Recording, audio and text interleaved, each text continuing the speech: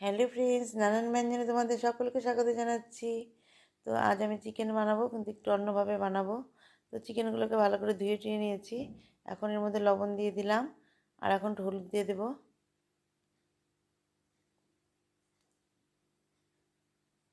তো এখন এর মধ্যে হলুদটা দিয়ে দিলাম। এখন এর মধ্যে সর্ষের তেল দেবো, দিয়ে কিছুক্ষণ মেখে রেখে দেবো। তারপর আমি অন্য মশলাগুলো পরে দেবো। তো এখন তেল দিয়ে দিলাম, এখন এটাকে মেখে নেব। দেখো মাখা হয়ে গেছে। এখন আমি একটা লোহার কড়াই বসিয়েছি। এর মধ্যে আমি এখন 4টা শুকনো লঙ্কা আর তেজপাতা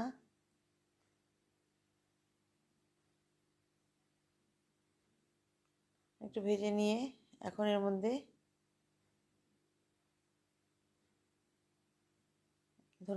ধনে দিয়ে দিলাম, গোটা ধনে।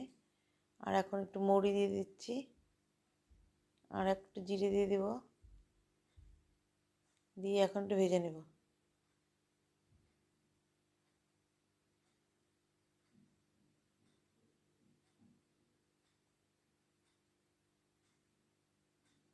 এখন একটু জিরে দিয়ে দিলাম, দিয়ে এখন এটাকে ভেজে নিয়ে আমি নামিয়ে নেব। তো ভেজে নামিয়ে নিয়ে এটা মিক্সচারে আমি পেস্ট করে নেব। আর এখানে দেখো এখন কাঁচা লঙ্কার পেস্ট দিয়ে দিলাম, দিয়ে এখন এর মধ্যে আদা পেস্ট দিয়ে দিলাম,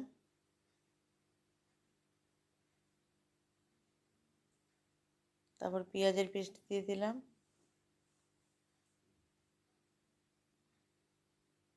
আর এখানে টমেটো পেস্ট দিয়ে দিলাম, আর কয়েকটা গোটা টমেটো কেটে দিয়েছি।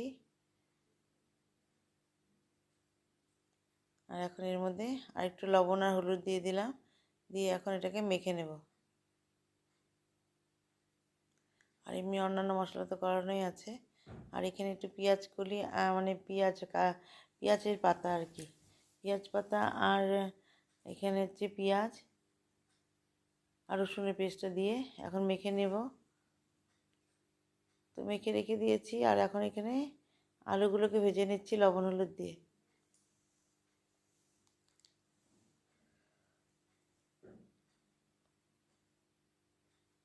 তো আলুগুলোকে লাল লাল করে ভেজে নেব। ভেজে নামিয়ে নিয়ে এর মধ্যে এখন গরম মশলা দিয়ে দিলাম, এলাচ দারচিনি লং দিয়ে এখন এর মধ্যে চিকেনগুলোকে আমি দিয়ে দেবো।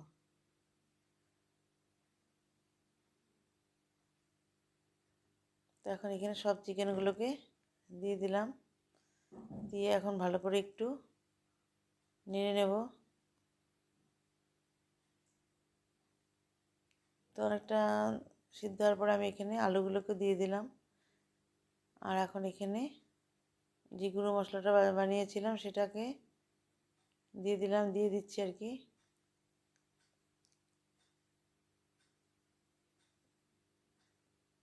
দিয়ে এখন এটাকে ভালো করে মিশিয়ে নেব।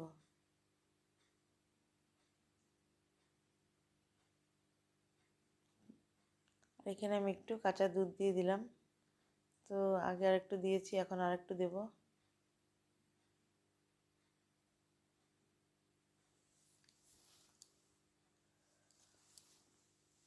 দিয়ে এখন আর একটু ভালো করে মিশিয়ে নেব।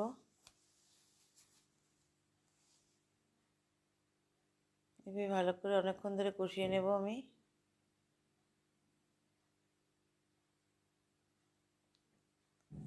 তো ঢেকে দিয়েছিলাম, ঢাকনা উঠিয়ে এখন এর মধ্যে একটু চিনি দিয়ে দিলাম। চিনিটা দিয়ে নিয়ে এখন এর মধ্যে একটু কসুরি মেথি ভেজে নিলাম, আর এখন এর মধ্যে কাঁচা লঙ্কা দুটো তিনটে কাঁচা লঙ্কা গোটা দিয়ে এখন এর মধ্যে একটু কসুরি মেথি দিয়ে দিলাম। তো কসুরি মেথি দিয়ে একটু ফুটিয়ে নিয়ে এখন আমি এটাকে নামিয়ে নিব। এভাবে আমার রান্নাটা হয়ে গেল। তোমরা এইভাবে একদিন বানিয়ে খাবে, দেখবে একটু অন্যরকম স্বাদে ভালোই লাগে।